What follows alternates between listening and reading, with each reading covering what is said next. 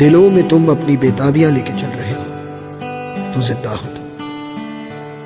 नजर में ख्वाबों की बिजलियां लेके चल रहे हो तो जिंदा हो तुम। हवा के झोंकों के जैसे आजाद रहना सीखो। तुम एक दरिया के जैसे लहरों में बहना सीखो। हर एक लम्हे से तुम मिलो, खोले अपनी बाहें। हर एक पल एक नया समा देखिए निगाहें। हेलो एवरीवन, वेलकम टू सफ़रनामा। तो फैमिली में आपसे ये कहना चाहता हूँ, तो अक्सर हम ऐसा सोचते हैं शहरों में लाइफ जीते हुए कि कोई ऐसी लोकेशन मिले जहाँ पे हम थोड़े दिन स्टे कर सकें और जो बिल्कुल ही ऑफ बीट हो, जहाँ पे एक रिवर बह रही हो, उसके साथ में एक अच्छा सा घर हो जहाँ हम स्टे करें, रिवर के भी एंजॉयमेंट लें और बिल्कुल पहाड़ों में एक ऐसी जगह जहाँ पे कोई नेटवर्क एक्सेस ना मिले हमें, और जहाँ पे कोई ऐसे भीड़ भाड़ वाली लाइफ या फिर कई सारी गाड़ियाँ, शहरों के ट्रैफिक, ये सब ना मिले। तो आप बिल्कुल सही जगह आए हो, क्योंकि आज मैं लेके आपको आया हूँ एक ऐसी जगह जहाँ पे शहरों की भीड़ भाड़ से दूर हिमाचल में बसा ये गांव तीर्थन, बेसिकली तीर्थन वैली के नाम से जाना जाता है। और यहाँ एक ऐसी रिवर के साइड में एक होम स्टे मिली है हमें। तो मेरे पीछे आप देख सकते हो ये तीर्थन रिवर, जहाँ पे ये अपना एक व्यू है, और इसके साथ साथ हमने यहाँ पे एक स्टे लिया है जो कि नेचर के हमें ऐसे जगह पे वाइब दिलाता है। हमें ऐसा फील होता है कि बस यहाँ ही आके बस जाए। तो कहीं ना कहीं बसने के पर्पज़ से या फिर रहने के पर्पज़ से ना कहें, लेकिन हाँ, कुछ दिन स्टे करने के पर्पज़ से आप यहाँ ज़रूर आ सकते हो, इस जगह को ट्राई कर सकते हो। और मैंने यहाँ पे आगे यहाँ के ओनर से जो कि जगीरदार जी है, उनसे बात करी है, उनको दिखाया है कि चीज़ें कैसा है, साथ ही साथ यहाँ पे क्या फ़ैसिलिटीज़ है या फिर क्या क्या वो प्रोवाइड कराती है। तो मेरा मानना है कि अगर आप सच में शहरों की लाइफ से थोड़ा हट के जीना चाहते हो, हिमाचल में कोई ऐसी ऑफबिट लोकेशन ढूंढ रहे हो, तो फिर आपको यहाँ पे ज़रूर ट्राई करना चाहिए, ज़रूर आना चाहिए।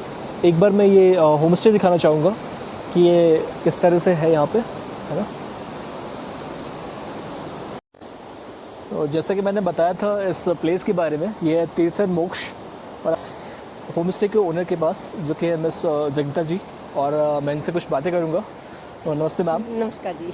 ठीक है, तो मैम मुझे ये जानना था कि आप कुछ बताएंगे इस लोकेशन के बारे में। सबसे पहले मैं लोकेशन के बारे में बताना चाहूँगी। ये हमारा ग्रेट हिमालय नेशनल पार्क के कोर जोन में पड़ता है।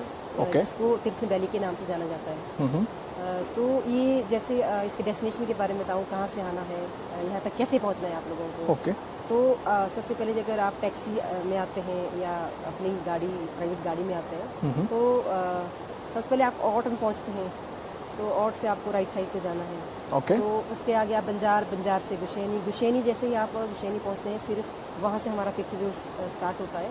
तो उसमें लेफ़्ट साइड को जाना है, और फिर आप पहुँचते हैं इस लोकेशन का नाम है रांधी बागी। अच्छा। हाँ, रांधी बागी लोकेशन है जो हमारा होम स्टे है। मैम कि यहाँ पे पहुँचने के बाद में मतलब आप यूज़र्स को क्या बताना चाहेंगे कि किस तरह का व्यू उन्हें मिलेगा, या फिर क्या क्या फैसिलिटीज़ रहती है आपके हिसाब से। या सर, ये लोकेशन हमारी बिल्कुल नदी के पास है, आप देख ही रहे होंगे वीडियो में। ये बिल्कुल हमारा नदी के बिल्कुल पास ही है। तो सबसे पहले यहाँ पे मतलब अच्छी हवा, अच्छा वातावरण और वर्ड वगैरह हैं, पेड़ पौधे यहाँ पे बहुत सारे हैं। तो ये चीज़ें सबसे पहले आप, और जो लगी आपके रूम की बात, तो उसमें भी हमने अपनी तरफ से सही सेटअप लगाया हुआ है। और खाने का जो भी है वो हमारा लोकल खाना रहता है, जो हम खुद उसको सर्व करते हैं। तो ये सर। तो मैम फूड में क्या क्या ऑप्शंस मिल जाएंगे अपने को, मान लीजिए अगर कोई दूर से आता है, जी सर, तो उनके लिए डिनर में या फिर ब्रेकफास्ट में या फिर लंच में क्या अवेलेबल मिल सकता है यहाँ पे। है हमारे पास मेनू भी, लेकिन हम उसके मेनू को हटाकर हम लोकल भी यहाँ से आपको, वहाँ से जैसे डिनर में आपको राजमा हुआ हमारा जो लोकल होता है, सिड्डू हुआ जो बहुत यहाँ का फेमस है, और उसके बाद ऐसी बहुत सारी वैरायटी है हमारे पास है जो हम आप लोगों को सर्व कर देते हैं।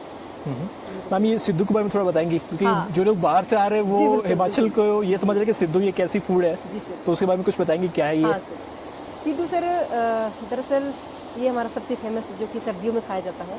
ओके। सिड्डू वो मतलब जैसे कि आटा को स्टफिंग करके उसमें 20 मिनट उसको मतलब डब्बे के अंदर रखना, डब्बे के मतलब एक बाउल के अंदर रखना ढक के, और उसको पैक करके फिर उसमें स्टफिंग हम बहुत कर सकते हैं, जैसे अखरोट की स्टफिंग हुई, आलू की स्टफिंग हुई, बहुत सारी स्टफिंग पड़ती है उसमें।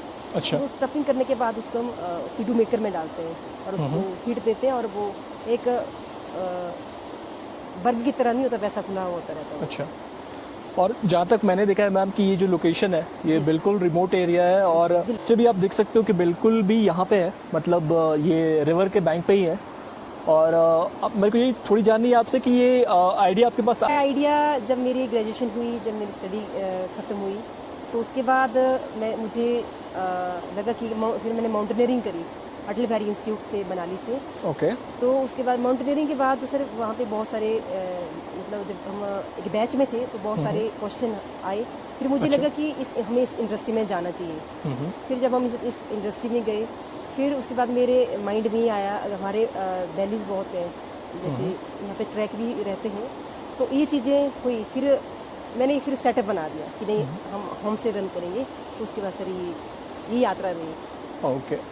तो अब मैं थोड़ा यूजर्स को ये दिखाना चाहूँगा कि यहाँ पे रूम्स कैसे हैं, मतलब अगर वो आते हैं तो रूम्स किस तरह के अवेलेबल होते हैं। अगर वो 2 या फिर 3 या फिर 4 लोग के ग्रुप में आ रहे हैं तो किस हिसाब से रूम मिल सकते हैं उनको, और रूम की लोकेशंस मतलब किस तरह के रूम रहते हैं अंदर से, वो भी मैं दिखा देता हूँ लोगों को। बिल्कुल सर। तो थोड़ा ज़्यादा रिलेवेंट रहेगा उनके लिए। तो देख लेते हैं किस तरह का रूम रहता है यहाँ पे।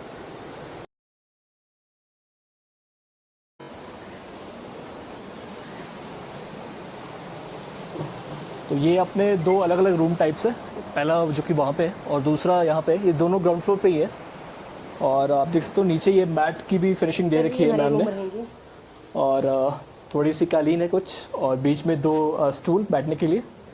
इसके अलावा पावर सॉकेट्स वगैरह सभी दिख रहे हैं, और लाइट के साथ साथ यहाँ पे मैंने एक चीज़ और नोटिस करी कि वाईफाई की भी फैसिलिटी दिख रही है मुझे, जो कि इस रिमोट लोकेशन पे काफ़ी यूनिक एक्सपीरियंस दे रही है मुझे। इसके अलावा ये बेड का व्यू है, ठीक है। फिलहाल इसमें 2 या 3 लोग आ सकते हैं। इसके अलावा अगर कोई 4th पर्सन होता है तो शायद मैम वहाँ पे भी एक एक्स्ट्रा बेड जो है वो लगाती हैं, है ना। ये वॉशरूम है नीचे है, और ये फ़िलहाल कंबल दिख रही है मुझे। तो हाँ, यही व्यू है, और बाकी विंडोज़ भी सारे इस तरह के कि अगर आप कर्टन्स हटाते हो तो आपको सीधा वैली व्यू दिखेगा यहाँ से। मैं जस्ट एक सैम्पल यहाँ दिखा देता हूँ। कुछ इस तरह से मैं हटाता हूँ तो यहाँ से डायरेक्ट आप देख सकते हो रिवर व्यू, आप देख सकते हो इस तरह से। तो आप बेड पे बैठे या फिर रूम के अंदर से भी ये नज़ारे जो है एंजॉय कर सकते हो बेसिकली। तो मैम ने भी काफ़ी फ्रेश दिया। स्पेशली ऐसे एरियाज़ में हिमाचल में जब आते हो मुझे थोड़ी साफ़ सफाई की ज़्यादा ज़रूरत पड़ती है। तो मुझे लगता है कि ज़्यादातर केसेस में क्या होता है ना कि वो पहले से दिया हुआ ही वो यूज़ कर रहे होते हैं या फिर ऐसा दे रहे होते हैं। पर यहाँ जब मैंने नोटिस करी तो ये चीज़ें मुझे इतनी फ्रेश और साफ़ सफाई लगी, मुझे लगा कि हाँ ये चीज़ें बाकायदा जो है वो यूज़ हो रही है यहाँ पे, है ना। तो ये एक है यहाँ का व्यू, मैंने फिर से दिखाई। एक कैंप फायर के लिए भी एक जगह दे रखा है यहाँ पे मैम ने, और रात में अगर आप चाहो तो यहाँ पे बैठ के बाकायदा कैंप फायर को थोड़ा बहुत एंजॉय कर भी सकते हो, है ना। तो कल रात में इन्होंने कैंप फायर लगाया था वगैरह, जो भी है यहाँ पे एंजॉय कर सकते हो। आप देख सकते हो रिवर के बैंक में ही ये बिल्कुल लोकेटेड है। यहाँ पे ये रिवर साइड है, और ये अपने कैंप फायर का यूनिट है ना। ये सेम होम स्टे के ऊपर का व्यू है, ठीक है। आप देख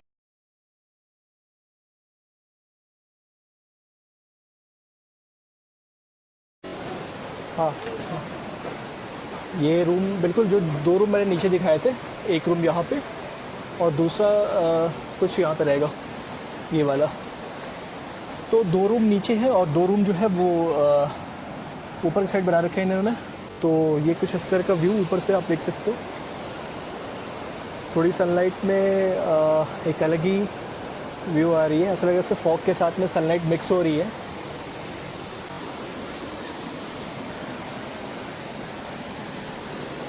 तो अभी ये भैया भी हमारे साथ है, ठीक है। नमस्ते पहली तो, और मैंने आपसे जैसे बात करी यहाँ के बारे में, लोकेशन के बारे में, मुझे ये भी जानना है कि यहाँ से जलोई पास जो है वो कितना दूर है, और दूसरी बात कि जलोई पास पे क्या घूमने के लिए है।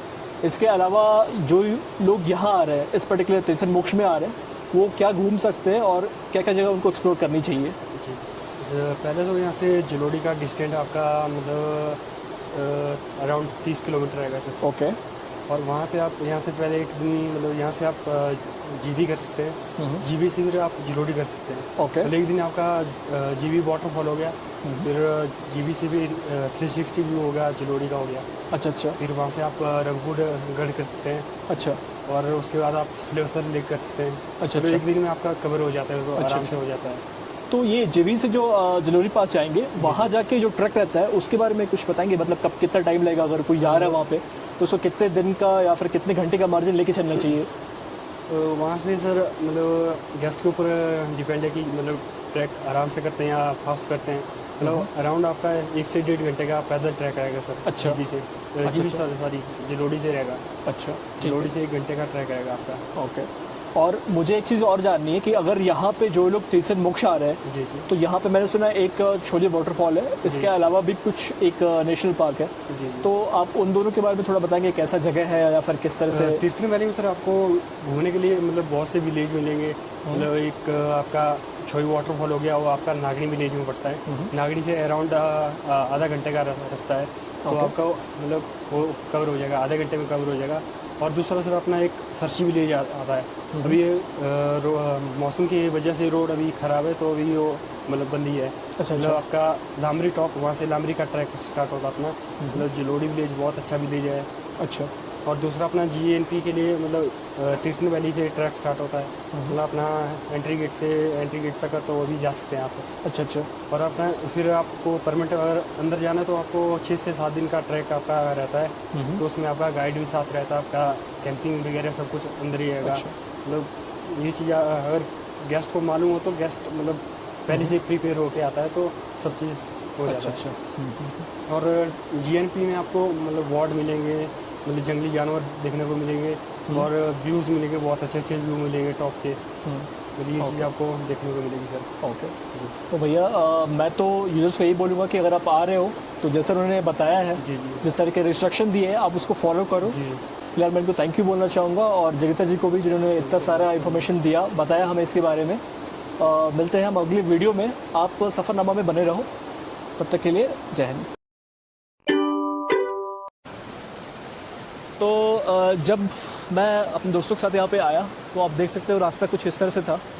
अगर आप इधर थोड़ा सा ये करते हो, थोड़ा इस तरफ लेके आते हो कैमरे को, तो आप देखो यहाँ से जो रास्ता है वो गया हुआ है, और ये जो ऊंची वाली पहाड़ी दिख रही है आपको, ये ऊंचा व्यू, हमने अपनी बाइक वहाँ पार्क कर रखी है और वहाँ से हम ट्रैकिंग करते हुए नीचे की ओर आए हैं। और सच बताऊँ तो ये ट्रैकिंग का भी अनुभव काफ़ी अलग ही रहा, और बाइक तो अपनी ऊपर पहाड़ों पर ही पार्क है।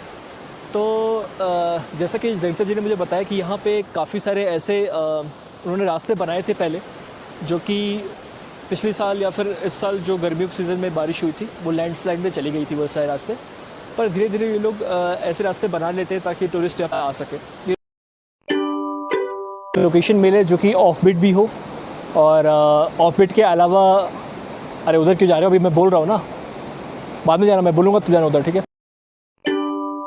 ठीक सामने ये मेरा नया होस्ट। अच्छा